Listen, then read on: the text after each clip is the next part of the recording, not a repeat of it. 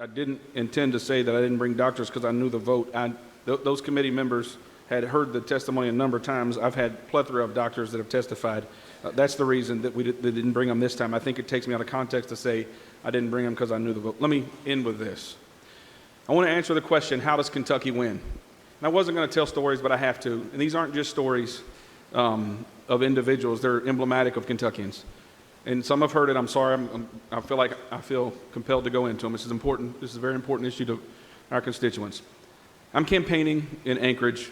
I knock on a door, an 85-year-old man. All I know is he's a Republican. He's registered to vote. He's the only registered person in his house. He answers the door, and I say, "Hey, my name is Jason Nemes. I'm your state representative. I'm going through the pitch." And he stops me, and he says, "Aren't you that guy pushing marijuana?" And I thought, he's 6'4", gentleman from Jessamine. Big old boy. And I got kind of posed, and I was going to have to defend myself with an argument. And I'm not going to tell you he got teared up. I'm going to tell you the boy started bawling. 85-year-old man, right in front of a guy he's never met before, on his porch.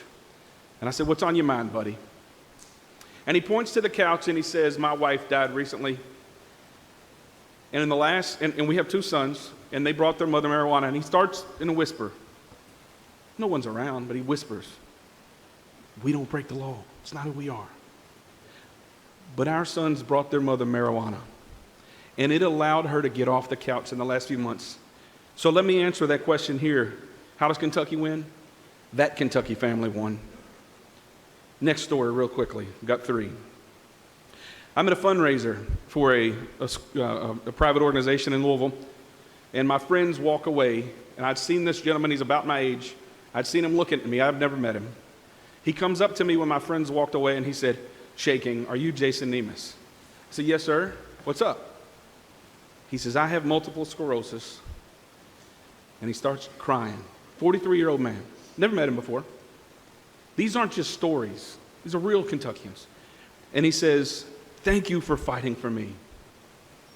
My muscles tighten up, and I take a little bit of medical marijuana." This is a fellow who just admitted to me, his state representative he'd never met before, he committed a felony. And he said, "And I do it, and it enables me to go to work. It enables me to provide for my family, send my kid to the private school that was his family's choice. It enables him to pay taxes." That Kentucky family won. The Kentucky taxpayers won because that man is taking care of his family and not on the government dole. We just passed House Bill 7 here today. This is a man who wants to work. He could easily be on the dole.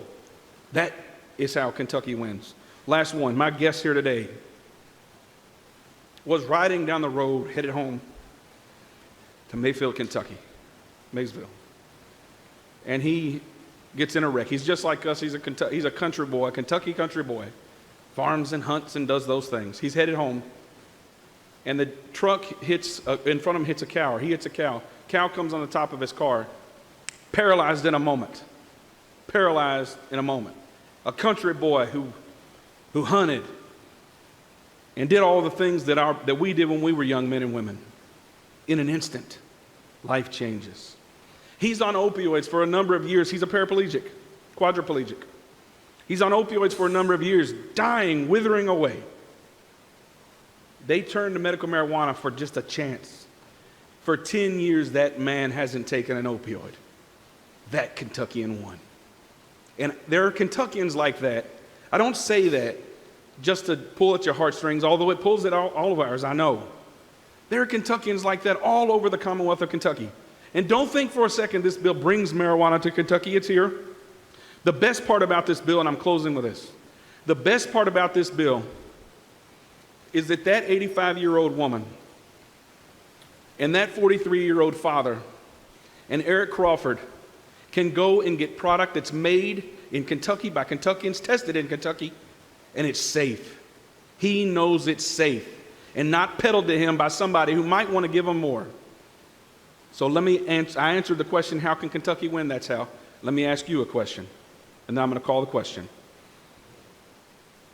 If your physician or your wife's physician or your husband's physician, or God forbid your child's physician, told you that this product works in other states and it will help your child, what would you do? If you would fight for your kid, hit the green button. Mr. Speaker, I call the question.